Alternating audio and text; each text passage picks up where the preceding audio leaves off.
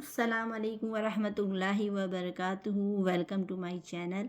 آج ہم لوگ سورہ ملک کی پہلی اور دوسری آیہ مبارکہ کو پڑھتے ہیں۔ بسم اللہ الرحمن الرحیم۔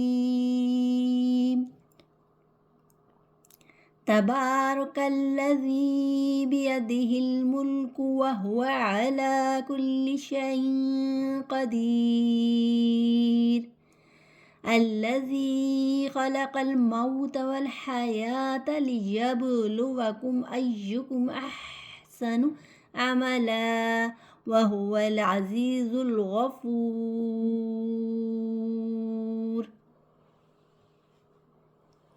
تا پر زبر ہے، تا کو باریک پڑھیں گے۔ با پر کھڑا زبر ہے، اس کو ایک الف حرکات برابر کھینچ کے پڑھیں گے۔ تبا رو کو موٹا پڑھیں گے۔ کاف لام میں ملے گا، لام مشدد ہے، لام کو 2 دفعہ پڑھا جائے گا، ایک کاف کے ساتھ اور لام پھر زبر کے ساتھ پڑھا جائے گا۔ تبارک الذی، ذال کے بعد یا ہے، یا ساکن ہے، اس سے پہلے والے لیٹر پر زیر ہے، اس لیے یہ یا مدہ ہوگا اور اس کو ایک الف یعنی 2 حرکات کے برابر کھینچ کے پڑھیں گے۔ تبارک الذی، با پہ نیچے زیر ہے، با کو پڑھیں گے بی، با زیر بی، یا زبر یا، بی یا، دال زیر دی، بی یا دی، ہا لام میں ملے گا، بی یا دی ہل، بی یا دی ہل، بی یا دی ہل، میم لام پیش مل، بی یا دی ہل ملک، کاف پیش کو، بی یا دی ہل ملک، وہو علی، لام پر کھڑا زبر ہے، اس لیے اس کو ایک الف یعنی 2 حرکات کے برابر کھینچ کے پڑھیں گے۔ وہو علی کل شیء قدیر، یہاں پر تنوین ہے، 2 زیر، 2 زبر اور 2 پیش کو تنوین کہتے ہیں۔ اس کے بعد اگر حرف اخفا ہے تو یہاں پر اخفا ہوگا۔ اخفا کا مطلب ہے نون کی آواز کو ناک میں 2 سیکنڈ کے لیے ہولڈ کرنا۔ تو کیسے پڑھیں گے؟ وَهُوَ عَلَى كُلِّ شَيْءٍ قدیر۔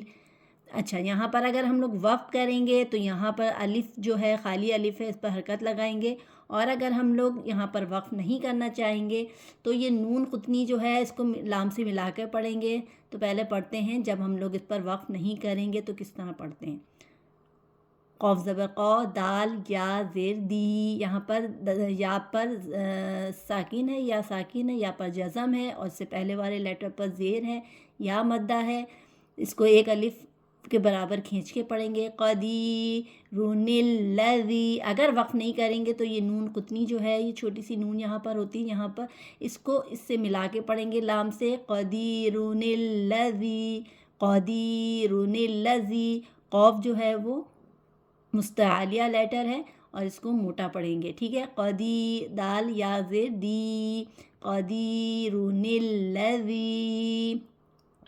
اور اگر ہم یہاں پر وقف کریں گے، قدیر، یہاں پر وقف کریں گے تو یہاں پر جو خالی الف ہے، وقف کے بعد خالی الف پر حرکت لگائیں گے، اور یہ حرکت لگانے کا قاعدہ یہ ہے کہ اگر خالی الف کے بعد لام ہوگا تو اس کے اوپر زبر لگائیں گے۔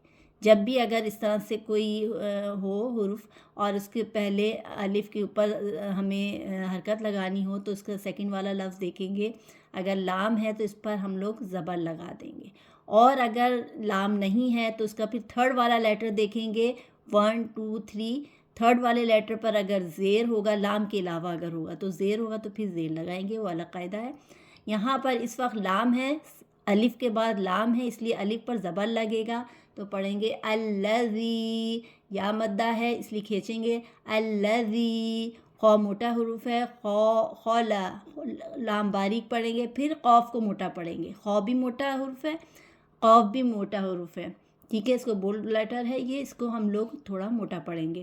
الذی خلق، خلق، لام باریک ہے، خو موٹا ہے، قوف بھی موٹا ہے، خلق، قوف لام میں ملے گا، خلقل، خلقل، خلقل، میم واو زبر مو، یا یہ ہے لین، حروف لین، واو ساکن سے پہلے زبر ہوگا تو یہ واو لین ہے، اور اگر واو ساکن سے پہلے پیش ہوگا تو وہ واو مدہ کہلائے گا۔